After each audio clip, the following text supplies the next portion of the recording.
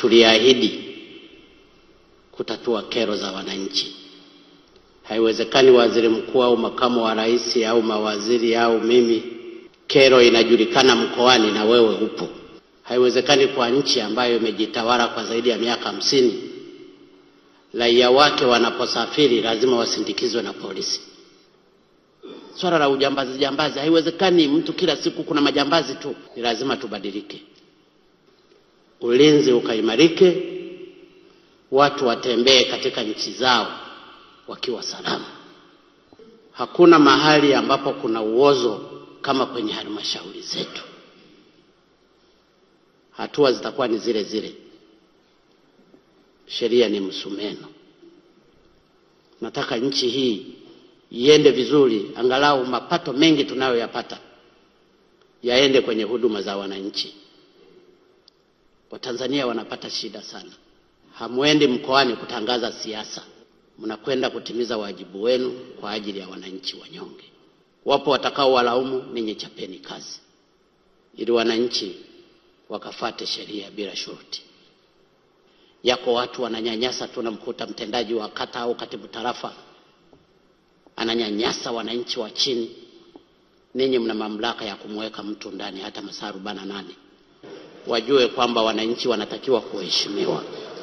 Ile nidhamu ya Tanzania mpya ipatikane. During this reform watajifunza. Transformation sometimes huwa sio nzuri sana, lakini lazima tuchukue huo mwelekeo kwa ajili ya kubadilisha nchi yetu.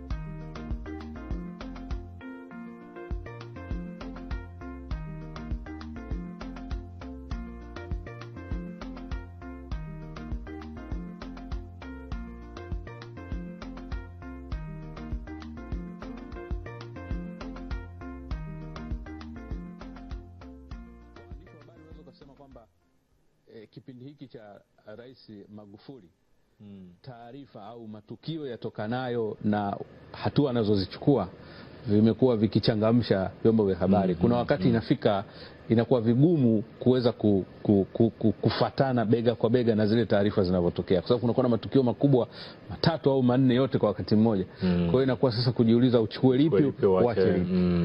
Jambo ambalo linafanya vyombo vichangamke, na naweza kukuambia utafiti umeonyesha kidogo tu utafiti kwamba baadhi ya vyombo vya habari vimeonekana kuchangamka zaidi kutokana na hizo shughuli ambazo anazifanya rais. Umenikumbusha ilikuwa ni Jumamosi iliyopita katika moja ya vipindi vya Azam TV Morning Trumpet. Kila Jumamosi ni kipindi cha kukutana na wadau wa habari. Moja vitu ambavyo tulivijadili ilikuwa ni hilo kwamba katika siku za hivi karibuni toka umeingia utawala huu wa awamu ya 5 imeonekana kama endapo kama ni mpango ama ni agenda ilitengenezwa, basi inaonekana kama kufanikiwa ya matukio ya rais kuonekana kupewa nafasi kubwa katika vyombo vya habari. Lakini wanahabari wengine ambaye tulikuwa naye akasema hapana, kwa wadhifa wa rais hakuna namna, kwa sababu ya wadhifa wake unamfanya, hata kama kweli walikuwa na agenda hiyo, lakini kwa wadhifa wake unamfanya aendelee kuwepo katika vipaumbele vya kihabari ndani ya vyombo mbalimbali vya habari kwa matukio mbalimbali ambayo amekuwa anayafanya. Lakini kama unavyosema, inaonekana kama pia baadhi ya maswali yanayoulizwa kuhusiana na utendaji kazi wake amekuwa anatumia fursa mbalimbali anazokuepo kuyajibu, akitumia matukio. Mfano tukio la kukabidhiwa ripoti ya uchaguzi, akaongea mengine ambayo yalikuwa ni maswali mbalimbali. Lakini wakati ule alipoenda pia BOT akatumia nafasi hiyo kujibu mambo mbalimbali ambayo inaonekana kama ni maswali ndani ya jamii, kwa hiyo anatumia matukio hayo kujibu hoja hizo.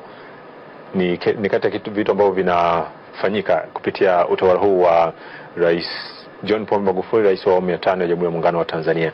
Kwa hivi sasa tumeona katika picha baadhi ya wasaidizi wamejitokeza hivi punde tu mbele ya ukumbi huu na uona. Bila shaka sasa muda wote kuanzia sasa tutegemee kuwaona hao viongozi ambao unawashuhudia katika picha hiyo, kwa maana ya mwenyeji Rais John Pombe Magufuli pamoja na mgeni wake Rais Paul Kagame wa Rwanda kujitokeza na kuendelea na ratiba nyingine ambayo itafanyika ndani ya ukumbi ulioandaliwa, ikizingatiwa kwamba kwa sasa hatujajua hasa nini ambacho kitafuata.